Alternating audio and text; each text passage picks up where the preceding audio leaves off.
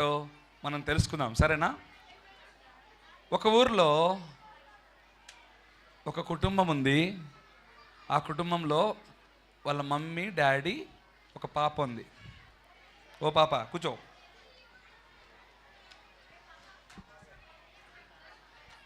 ఇదిగో ఇక్కడ ఒక పాప కనబడుతుందా మీకు? కనబడుతుందా? ఈ పాప పేరు మెర్సీ. చెప్పండి, ఏం పేరు? ఈ మెర్సీ వాళ్ళ ఇంట్లో ఒకటే ఒక పాప వాళ్ళకి. ఈ మెర్సీకి చాలా బొమ్మలు ఉండేవి. రేయ్ కూర్చో కూర్చో, ఇటు కూర్చో, నువ్వే ఇటు కూర్చో, ఇట్రా. గ్రే కలర్ టీషర్ట్, తిరుగుతున్నాడు ఆడు.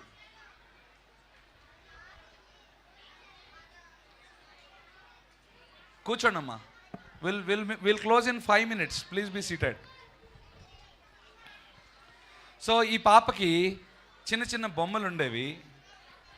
అది ఫ్రెండ్స్తో షేర్ చేసుకునేది. తన దగ్గర ఉన్నవి తక్కువ బొమ్మలే, ఫ్రెండ్స్తో షేర్ చేసుకునేది. చాలా యాక్టివ్గా ఉండేదన్నమాట. స్కూల్కి వెళ్ళి తనకుండే హ్యాబిట్ ఏంటంటే, స్కూల్లో ఉన్న వాళ్ళందరికంటే నేను పాపులర్గా ఉండాలి. ఎట్లుండాలా? ఎవరు చూసినా మెర్సీ గ్రేట్, మెర్సీ గ్రేట్ అని చెప్పుకోవాలి అందరు. దానికోసం ఏమైనా చేస్తుంది. దానికోసం అబద్ధాలు చెప్తుంది, లేనిది ఉన్నట్టు చెప్తుంది. కానీ తను 6 years ఓల్డ్గా ఉన్నప్పుడు ఇట్లనే ఒక VBSకి వచ్చి యేసయ్యని హృదయంలో చేర్చుకుంది. కానీ తనకున్న వీక్నెస్ అయితే పోలే. అన్ని అబద్ధాలు చెప్పేది. అబద్ధాలంటే ఎట్లా తెలుసా? తన దగ్గర లేనిది కూడా ఉన్నట్టు చెప్పేది. ఒకరోజు వాళ్ళ మమ్మీ డాడీ తన్ని కూర్చోబెట్టి మాట్లాడారు. మెర్సీ, మెర్సీ, ఇట్లా చేయకూడదు నాన్న నువ్వు.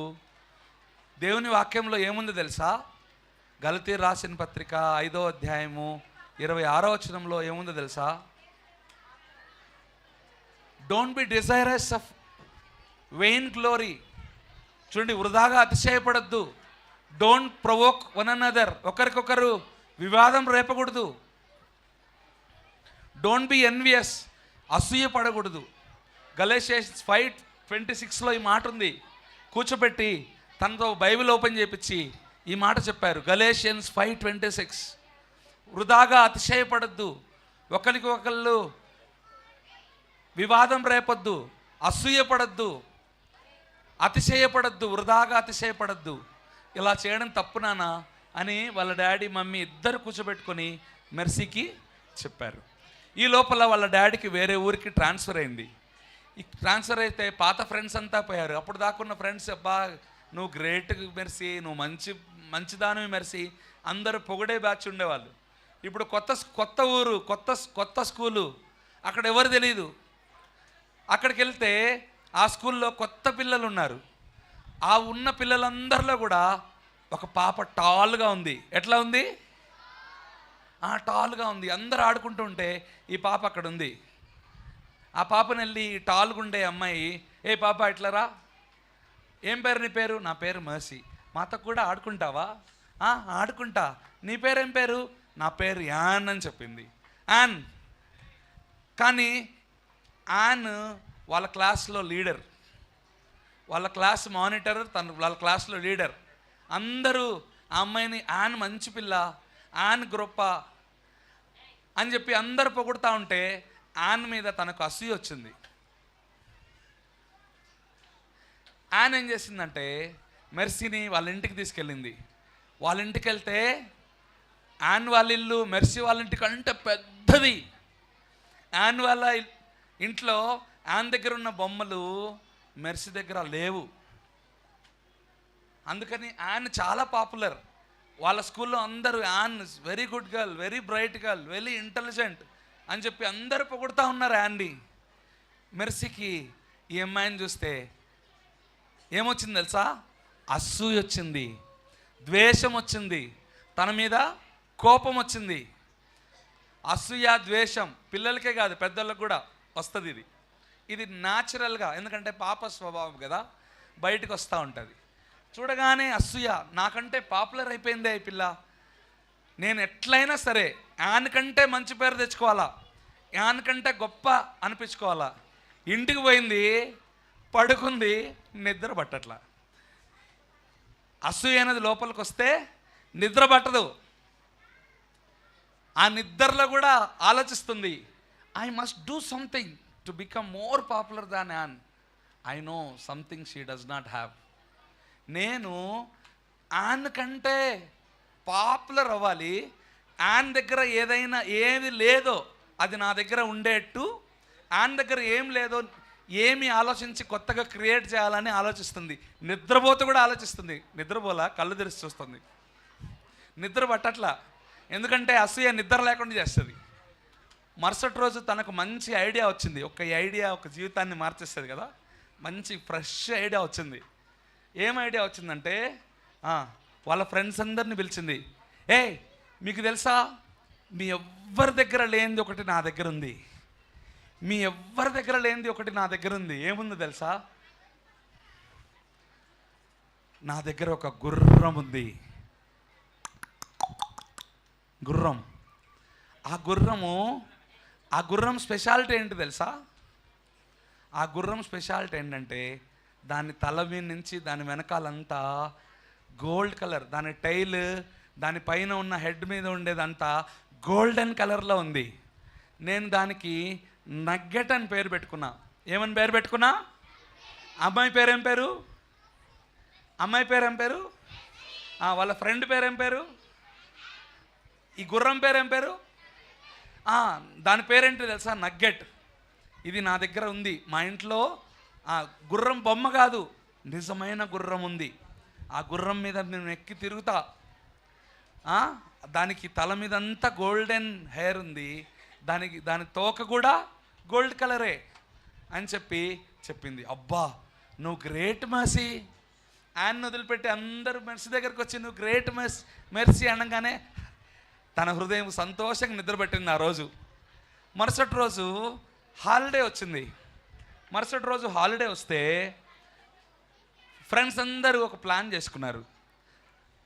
మనము యాన్ అందరిని పిలిచి, ఇదిగో వాళ్ళ ఇంట్లో తన దగ్గర నగ్గెట్ ఉంది కదా, మనం వెళ్దాము, సర్ప్రైజ్ చేద్దాము, మనం వెళ్ళి మెర్సీ వాళ్ళ ఇంటికి వెళ్ళి నగ్గెట్తో ఆడుకుందామని చెప్పి ఫ్రెండ్స్ అందరు కలిసి వచ్చారు. ఫ్రెండ్స్ అందరు కలిసి వచ్చి వాళ్ళ ఇంటి దగ్గర నిలబడ్డారు.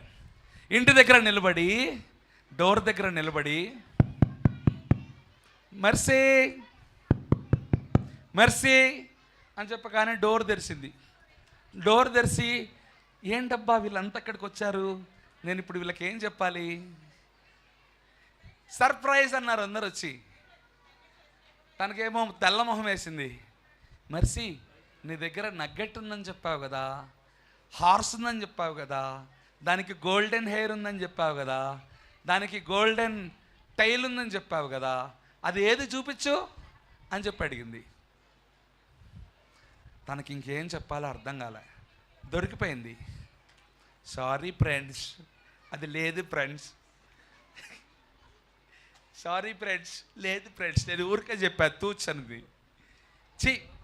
ఈ మెర్సీ అంతా అబద్ధాలు అని చెప్పి అందరు ముఖాన్నే చీకొట్టేసి, నువ్వు వద్దు, అసలు మెర్సీతో ఎవరు ఫ్రెండ్షిప్ చేయొద్దు, షీఈస్ ఎ లయర్ అని చెప్పి ఫ్రెండ్స్ అందరూ వదిలిపెట్టేసి వెళ్ళిపోయారు.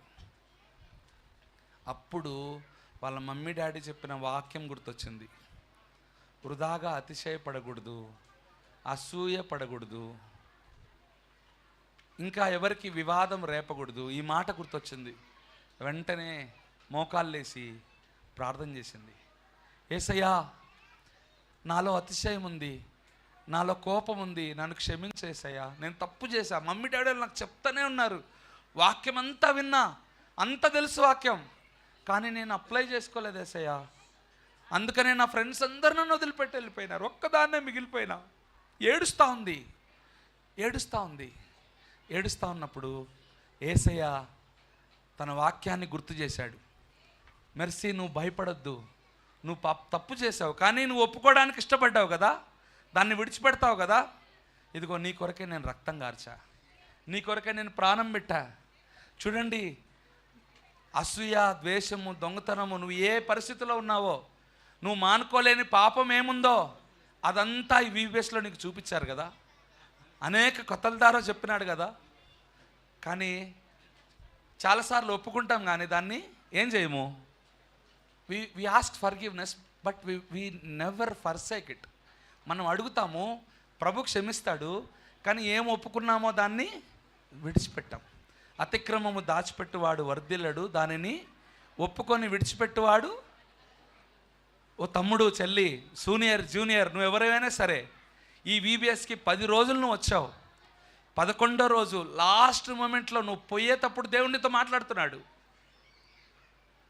ఈ వీబీఎస్కి ముందు నువ్వు ఎట్లున్నావో అదే రీతిగా నువ్వు బయటకు వెళ్ళిపోతే, అదే పాపంలో నువ్వు బయటకు వెళ్ళిపోతే నువ్వు వీబీఎస్కి వచ్చే అర్థం లేదు.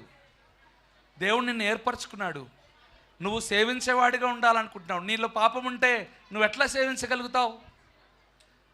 నువ్వు చిన్నపిల్లవైనా, సీనియర్లో ఉన్నా, జూనియర్లో ఉన్నా, నువ్వు టీచర్ అయినా, మీ పిల్లల్ని చూడడానికి వచ్చిన పేరెంట్ అయినా కూడా నువ్వు ఇంకా పాపంలో ఉన్నావేమో.